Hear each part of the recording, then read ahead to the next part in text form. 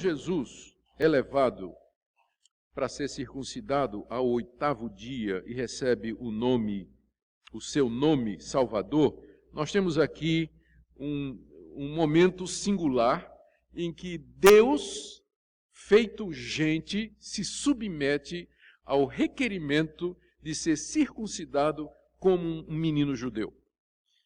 E essa é uma visão que foi uma cerimônia simples, deve ter durado 10 minutos no máximo, 15 minutos, mas era alguma coisa impressionante de ver do ponto de vista em que nós nos encontramos hoje, porque talvez naquela altura nem todo mundo percebeu o seu significado. Ali nós temos o próprio Deus, feito homem, se sujeitando a ser mutilado, porque é uma mutilação, se sujeitando a ser mutilado e ocupando o lugar do pecador, e tudo isso por amor àqueles que ele veio resgatar. Mas tem mais coisas aqui. Quando Jesus é circuncidado, ele então se torna obrigado a cumprir toda a lei, porque a circuncisão era o símbolo de todo aquele sistema de leis. Na hora que Jesus é circuncidado, ele se torna oficialmente judeu, e como tal, ele se coloca debaixo da lei, e ele é obrigado então a guardar toda a lei. É isso que Paulo diz em Gálatas capítulo 5, verso 3, que quem se circuncida é obrigado a guardar toda a lei.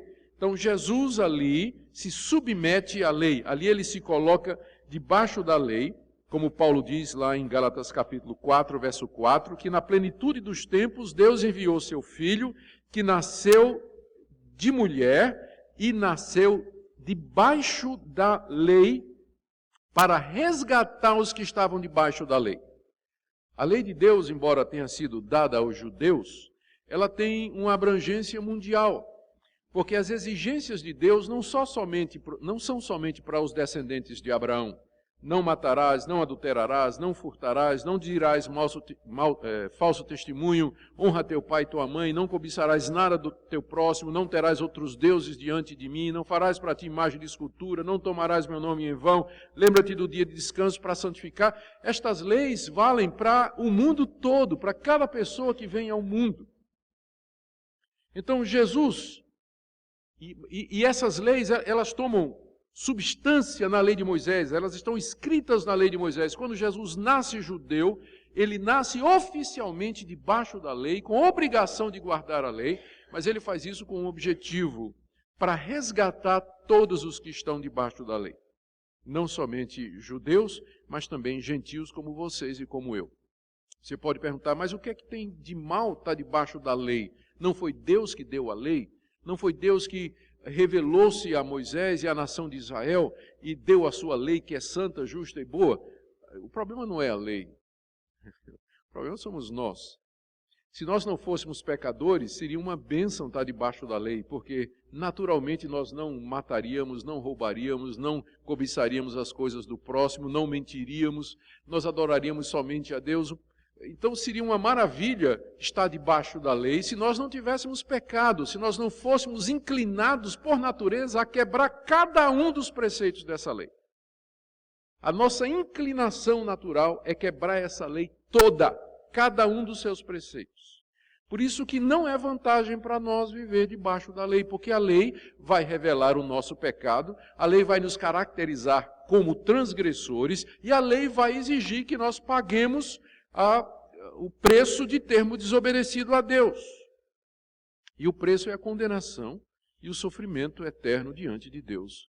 Por isso não é vantagem, não é bom estar debaixo dessa lei. E os judeus sofreram, tanto é que a própria lei, ela já trazia o escape.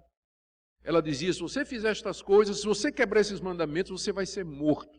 Mas aí a própria lei dizia, contudo, se você está arrependido, se você confessar os seus pecados, você pode trazer um animal que vai ser sacrificado no altar pelo sacerdote e a vida daquele animal vai pagar pela sua. O sangue que ele derramar, Deus diz, eu aceitarei em troca do teu sangue e da tua vida. A própria lei de Moisés já trazia provisão para os pecadores. Trazia um sistema de sacrifício em que a vida dos animais substituía a vida do judeu. Ele tinha que viver oferecendo sacrifícios, porque ele não conseguia cumprir a lei. E esses sacrifícios eram para ser feitos diariamente, o que prova que a lei não aperfeiçoava ninguém, porque todo dia tinha sacrifício, todo dia tinha pecado. Então não era vantagem. Por isso que o Filho de Deus nasce debaixo da lei, ele se torna obrigado a guardar toda a lei, e ele nasce debaixo dela para resgatar aqueles que estão debaixo da lei.